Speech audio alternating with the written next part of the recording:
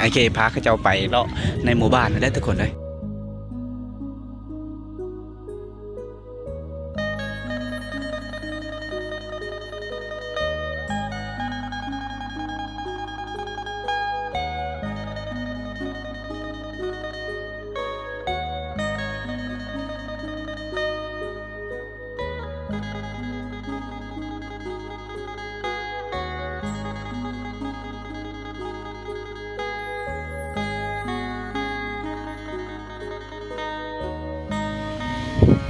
แดดแห้งทุกคนเลย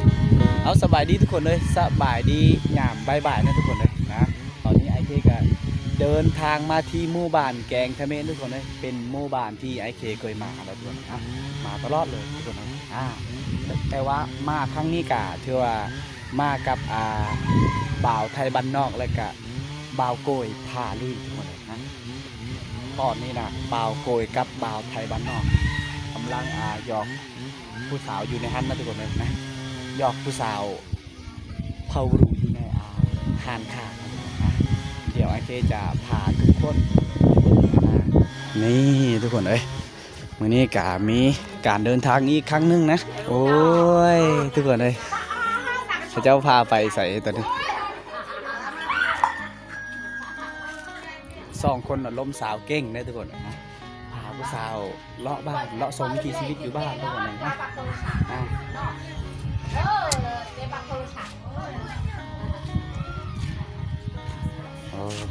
ตอนนี้บ่าวโกยและบ่าวไทยบ้านนอกนะทุกคน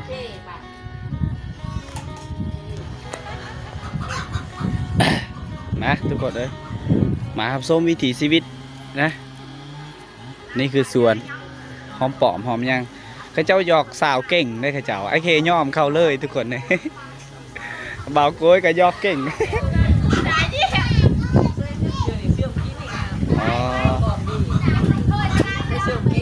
นี่คือบ่าวไทยบ้านนอกนะทุกคนนะสบายดีพี่น้องเนี่ยนี่ไทยบ้านนอกกะได้มีโอกาสนะพี่น้องกะเลยมาเยี่ยมมาย่ำมาผู้เพื่อนหรือว่ากะรู้จักกันอยู่เนาะกับไอเคบ้านป่ากับผู้นึงกะเคยคอมเมนต์แล้วกะเบิ้ง2ผู้นึงเนาะแต่ว่ามื้อนี้ได้มีโอกาสได้ออกคลิปนำกันเนาะเพิ่นกะพาไปชมสาวเขารู้สาวเขาบุญกองดีเพิ่นนั่นแหละบ่าวไทยบ้านนอกล้มสาวก็เก่งว่าวก็เก่งไปไปดิไปเพื่อนนะบ่าวไม่ได้บ่าวเพื่อนสำหรับออกได้เพื่อนเนาะตอนนี้2 สาวกะถือว่า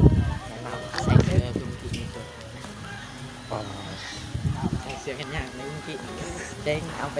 ขึ้นระบุโอ้สาวทายมันเลยทายผมเป็นซื่อล้มสาวเก่งได้บ่าวโกยได้ทุกคนเลย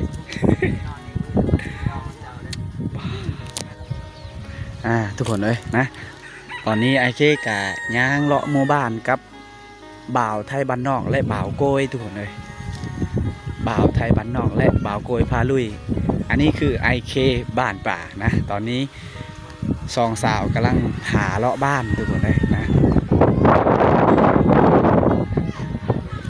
ข้าเจ้านะถามผู้สาวเก่งหยอกผู้สาวเก่งได้ทุกคนเลยและก็อิงหลักๆก็คือนี่เห็นอย่างอยู่บ่าวเห็นอย่างอยู่สบายดีเด้ออันนี้คือบ่าวโกยพาลุยทุกคนเลยนะยินดีต้อนรับเข้าสู่หมู่บ้านยังวะบ้านแก่งทะเมบ้านแก่งทะเมเนาะแม่นี่เฮามาหาไอเคบ้านปลาเพิ่นเนาะเพิ่นกับพาเฮาเลาะชมหมู่บ้านแล้วก็พามาหาผู้สาวโอเคพอแล้วข้าเจ้าบ่าวเก่งด้วยไอเคยอมเขาทุกคนแม่ทั้ง2 คนนี้เป็นหลานสาวไอเคหมดเลยบอกแม่2 สาวนี่เป็นหลานสาวไอเคหมดเลยคนใดก็ได้เด้อแม่บอกกูสิจองไว้มอมอะไรมอมในคอยยี่เด้อในร้านเคยเด้อคนใดก็ได้มันเป็นเมื่อแล้วมื้อนี้อันนี้ก็แมนตั้งแต่ไปถ่ายคลิปมามีแต่จองตลอดเอาไปทั่วแล้วนี่ก็ได้ทุกคนเลยไอเคก็ต้องได้เว้าแบบเยาะเย้ยหัวกับโม้เพื่อนไอเคนะทุกคนเลย2 สาวมอมย่างแม่เปาะจูบกินเยอะจูบประดงเลยก็ไม่ย่างให้กล้าไม่ย่างเห็นนะ ไปไปไปไปเปาะโอเค ด้วยพาไปหลอกชมบรรยากาศหมู่บ้านเลยนั่งก่อนเช้ายังก่อน ซาวเลอร์ เช้าเลย ทุกคนเลย2 สาวผาเลาะนะทุกคน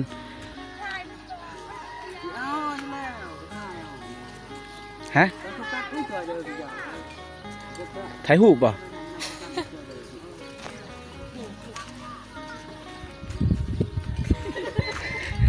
สูตรของคนไทยพี่สาว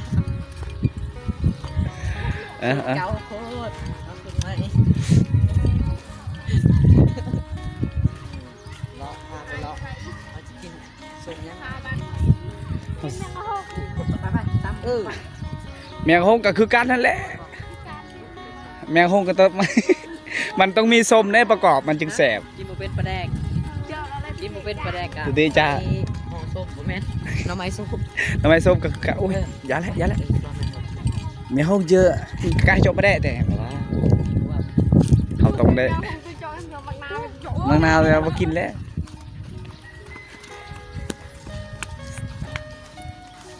โอ้ทุกคนเลย2 สาวพาเที่ยวส้มหมู่บ้านได้นี่ได้2 สาวแล้วก็2 สาวแล้วก็2 บ่าว โสดเบิดเลยออกจากเรือนละโสด โสด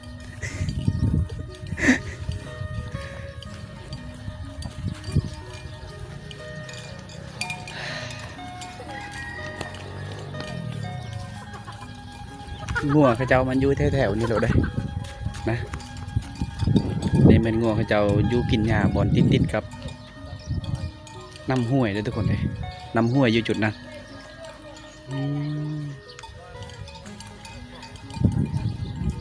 ถ้าเป็นยามเดือน9 เดือน10ก็จะมีน้ำลายได้อยู่แถวดีเลยทุกคนเลยนะไอเคก็เคยให้ทุกคนได้ฮู้ดอกนะจุดนี้ไอเคต้องพอแบบนี้แหละพอแบบนี้หลายเยอะเลยอาจจะมีลมนะทุกคน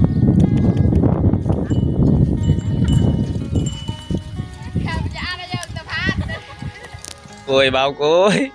ลมสาวเก่งได้เบาโกยได้ทุกคนเลยบ่าวไทยบ้านนอกแห้งยืนหนึ่งเอาไว้ยังโสดยังตูดอยู่ ต้มไก่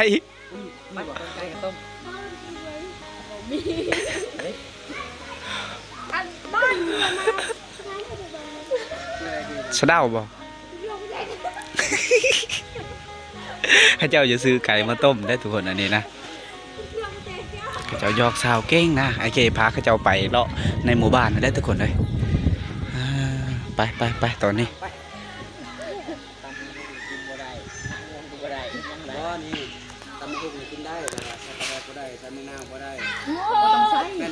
มันก็บ่แซ่บแหละมันก็คือเก้าคือเก้านี่ข่าวว่ามืออื่นได้มาอีกมืออื่นแต่ต้องได้เด้อแห้งคักกว่านี้มีคนหลายอยู่เฮือนหลังนั้นได้นี่ข้าเจ้านี่เต้นเก่งได้ ข้าเจ้านี่ฟอนเก่งได้ข้าเต้นเก่งได้อันนี้เป็น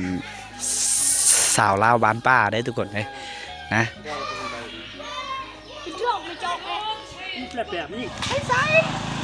แล้วบอกไงบ่ต้องยาวบ่ต้องยาวก็ขับรถจะสาเขาจะไปบอกงูนะ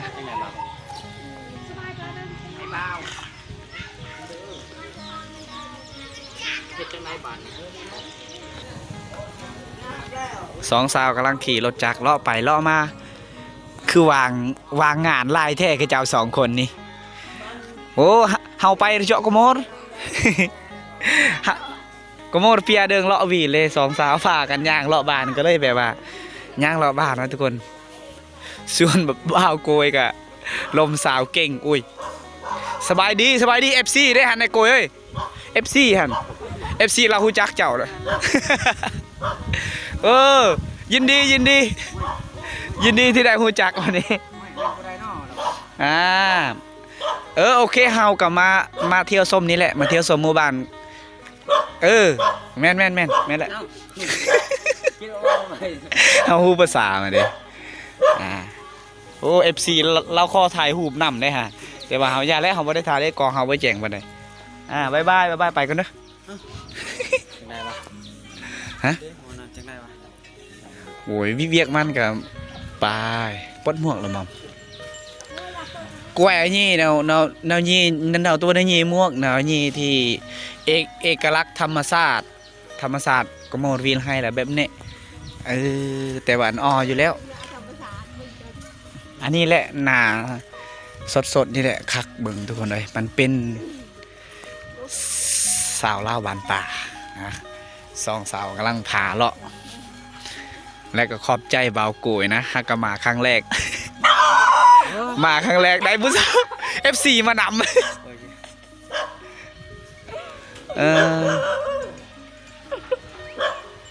ถาเบาไทยบ้านนอกก่อน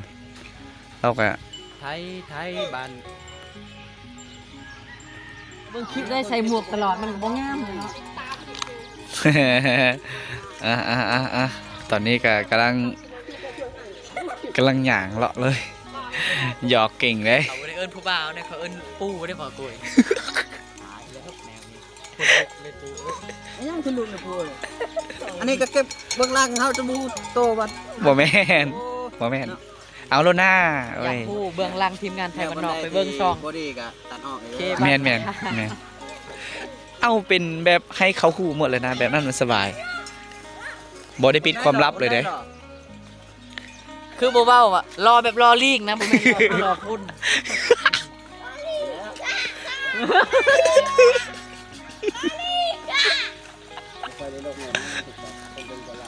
ฟังคักๆโมเมนต์รอไอลีได้รอลีก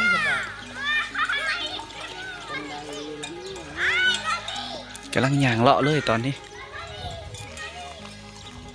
โอ้ยอย่าเฮิมยำปืนเด้อที่คือดูนเจอตัวถ่ายกระมวลปืนเด้อ คนบ่สำคัญต่อให้ยังสำคัญ คำคมมันต้องมีใน TikTok อันนี้เรียก บ่สำคัญต่อให้ยังสำคัญกับบ่สำคัญอยู่ดี เด็กใส่อากีอันฝาทุกคนดูนะอันกดใจ โคตรตึงเลยว่ะโคตรตึงเรื่องคำคมเอ้าคือว่าเก่ง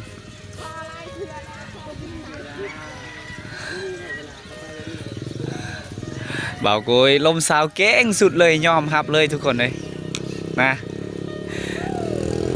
โอ้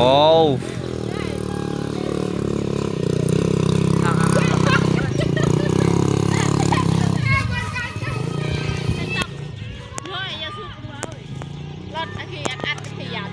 กระเทียมน้ำแป้งแล้วอัดกระเทียมน้ำแป้งเจนมอไผ่อัดตักเตียนอาซาเลยจะได้อาวิสเลออนคือจะมันคือจะสร้างเลย บ้านนี่แน่บ้านจูตะเบอร์แล้วก็เดี๋ยวยาอ่าน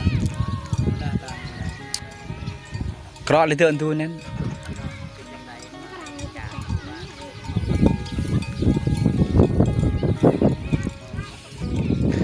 บ่าวกุยล้มสาวเก่งอีหลีพี่น้องเอ้ยเก่งจริงๆ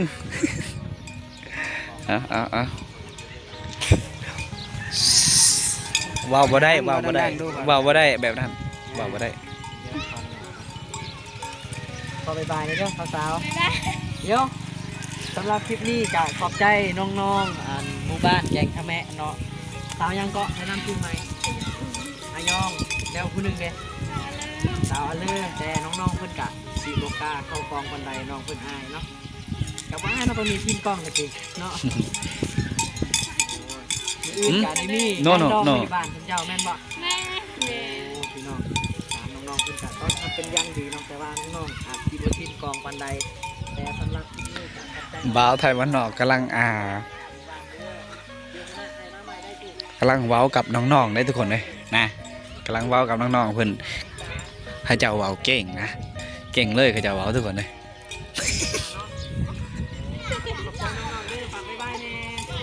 นะหมักหุ้งเขาเจ้าโอ้มีดกแห้งปีนี้ทุกคนเลยนะสำหรับปีนี้หมักหุ้งเขาเจ้าหลายแต่ว่ามื้อนี้จะมีลมได้มีลมพัด2 มื้อได้ลมมาทุกคนเลยนะ2 มื้อได้ลมพัดมาโอ้ยอยากจอกสาวเก่ง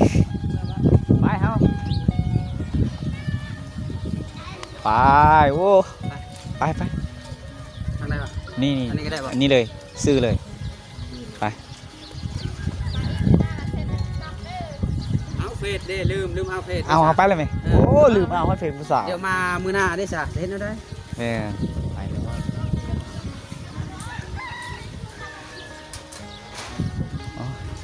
เขาจะบ่เอาเฟซเขาจะเป็นลักคืออย่างเดียวจะเอารถจะเสร็จอยู่เงินคอยอยู่น้ำเช้าแล้ว โอ้ คุณนี่ว่ารอรีครับเพื่อนบอก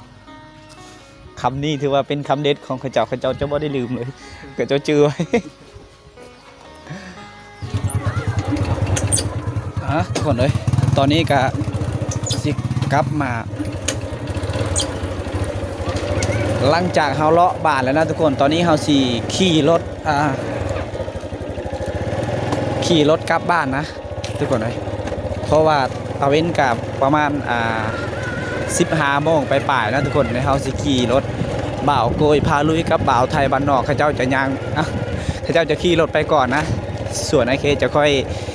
ขี่รถไปน้ำรางนี่แหละอันนี้ก็คือเฮือนผู้สาวนะทุกคนแต่ว่าเขาเจ้ากับบอได้อยู่เฮือนนะบอได้อยู่เฮือนไอเคก็เลยถ่ายเขาเจ้าบ่ได้ทุกคนเลย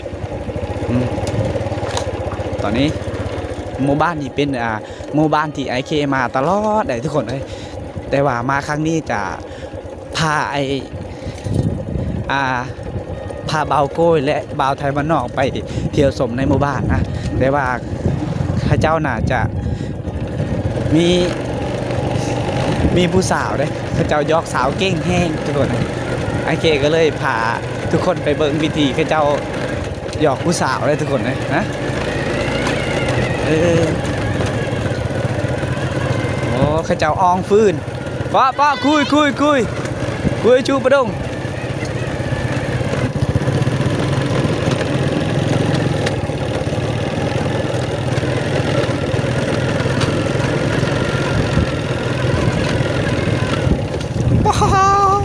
โคตรเลยทุกคนเลย